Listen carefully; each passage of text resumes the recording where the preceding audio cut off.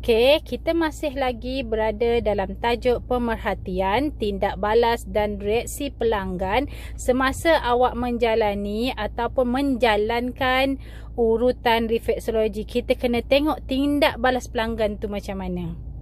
Okey, seterusnya. Okey, kalau tengok nota yang Cikgu Aziz ni buat, Cikgu Aziz dah buatkan nota untuk awak. Kita baca poin demi poin dan Cikgu akan jelaskan. Poin pertama, ahli refleksologi harus mahir selok sistem tubuh manusia serta penyakit-penyakitnya. Betul tak? Kita dah ada asas.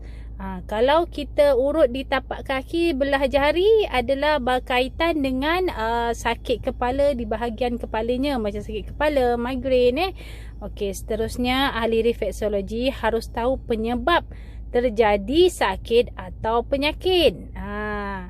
Terjadi sesuatu penyakit, sebab apa?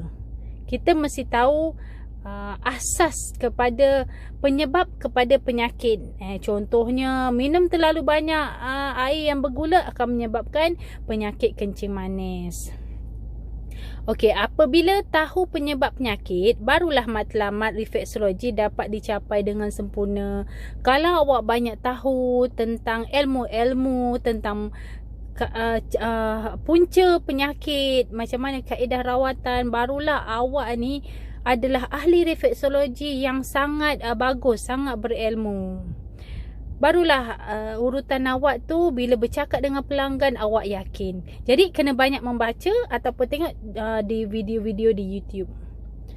Okey, kenapa kita menjalankan refleksologi? Macam awak tahu, pengaliran darah yang lancar dalam badan, nak lancarkan darah dalam badan.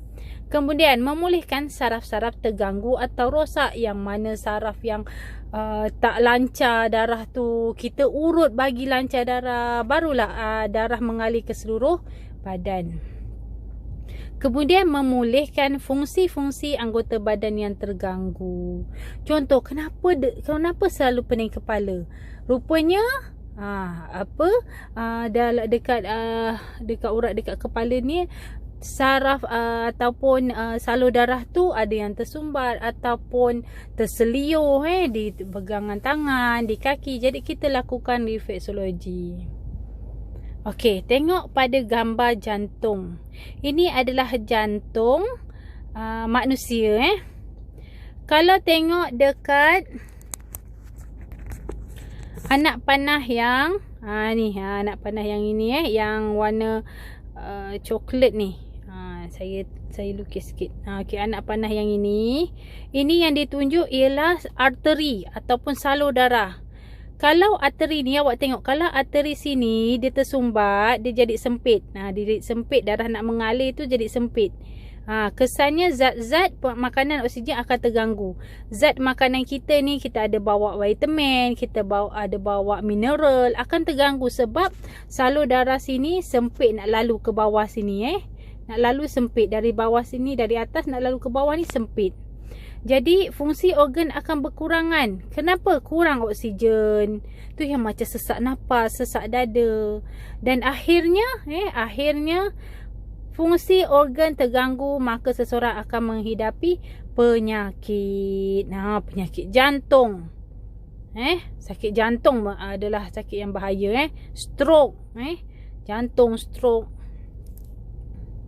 Okey, seterusnya kita pergi tengok macam mana jantung berfungsi mengepam darah ke seluruh badan.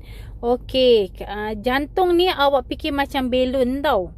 Belon kalau awak tiup dia mengembang. Kalau awak keluarkan darah dia mengempes. Macam itulah jantung akan mengembang. Dan semasa masuk semasa kita menghidu oksigen dan menguncup, apabila dia mengeluarkan karbon dioksida, gas karbon dioksida, kita sedut oksigen kita sedut oksigen dan mengeluarkan karbon dioksida. Okey, jantung awak ingat belon. Awak tiup dia kembang, keluarkan angin dia menguncup. Itu jantung. Okey.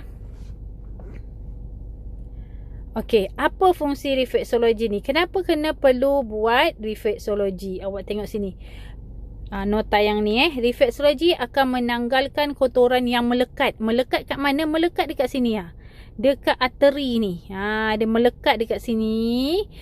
Kotoran daripada mana? Daripada kolesterol, daripada makanan berminyak, daripada ayam, daripada daging, daripada cheese. Benda-benda yang bukan makanan sihat lah. Burger. Kan sedap kan burger. Okey, tengok nota yang ni. Proses penghantaran darah balik ke jantung akan berjalan baik. Kekotoran dapat dibuang dengan sempurna. Ini kalau kita dah lakukan refleksologi. Kita dah urut. Kat mana kita nak urut? Di kaki, atau tapak tangan, ataupun telinga. Okey, seterusnya. Kalau kita dah buat refleksologi tadi, kita nak buang tu melalui apa? Saya dah terangkan minggu lepas, kita buang melalui 4 cara. Cara yang pertama, kita buang air, kita kencing. Nombor 1. Kemudian kita pun berak. Nombor 2. Nombor 3, kita berpeluh pun adalah salah satu cara tubuh mengeluarkan toksik-toksik dalam badan. Yang keempat, melalui pernafasan. Ada yang tak bernafas tak dalam grup ni? Semua bernafas kan? Bagus. Kalau tak bernafas, bukan kat sini dah tak boleh tengok video saya dah. Okey, jadi kena jaga kesihatan. Jaga kesihatan ya.